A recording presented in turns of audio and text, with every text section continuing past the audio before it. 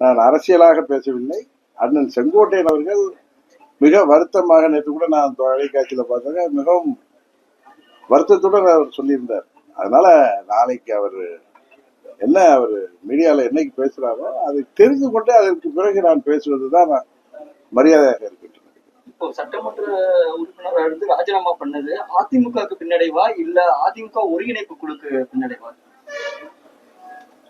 யாருக்கு பின்னடைவு இருக்கிறது உங்களுக்கும் தெரியும், தமிழ்நாட்டில் உள்ள அத்தனை அரசியல் கட்சிகளுக்கும் தெரியும், தலைவர்களுக்கும் தெரியும், தமிழ்நாட்டு மக்களுக்கும் தெரியும். கரெக்டு தானே? அதுதான் உண்மை. துரோகத்தை வீழ்த்துவதற்காக அவர் கட்சியிலிருந்து நீக்கப்பட்ட பிறகு எங்களோடு பயணித்துக் கொண்டிருப்பவர்கள், இன்னும் அண்டர்லைன் பண்ற, எங்களோடு பயணித்துக் கொண்டிருப்பவர். கரெக்டா? அதனால அவர் ஒரு முடிவு. ஏன்னா 2 நாட்களுக்கு முன்பு கூட 23ஆம் தேதி நினைக்கிறேன், ஞாயிற்றுக்கிழமை ஈவினிங் கூட என்னை வந்து சந்தித்து என்னோட பேசி இருந்துட்டா. சென்னைக்கு வந்தா என்ன இந்த 2-3 மாதங்கள்ல சந்தித்து விட்டு செல்வார். என்னோட அரை மணி நேரம் பேசி இருந்துட்டு அவர் நீக்கப்பட்டதுல மிகவும் ஒரு மன வருத்தத்துல இருந்தார்.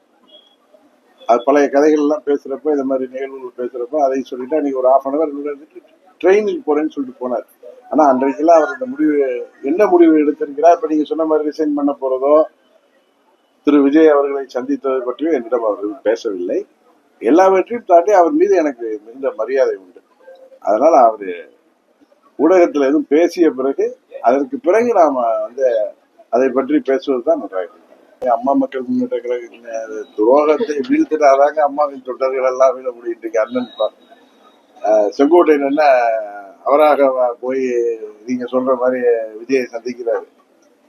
53 ஆண்டுகள் அந்த இயக்கத்துல எத்தனையோ ஏற்றத்தாழ்வுகள் வந்த பொழுது தலைமைக்கு விசுவாசமாக இருந்தவர். இப்பொழுது கூட அதன் தலைமையாக இருக்கிற பழனிசாமி தான் இவரை துரோகிங்கிறாரே தவிர இவர் ஒரு வார்த்தை தவறாக சொல்லவில்லை.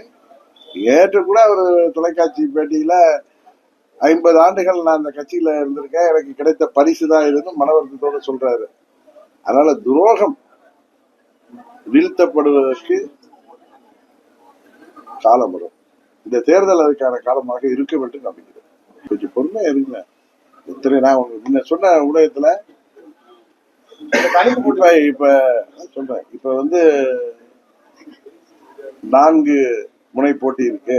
நீங்க எல்லாம் எதிர்பாராத திருப்பங்கள்லாம் ஏற்பட்டு புதிதாக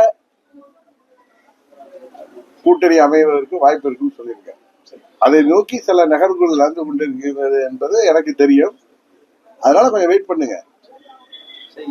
பிளே ஸ்டோர் மற்றும் ஆப் ஸ்டோரில் இருந்து பாலிமர் செயலியை QR கோடு மூலம் பதிவிறக்கம் செய்யுங்கள். செய்திகளை உடனுக்குடன் பெறுங்கள்.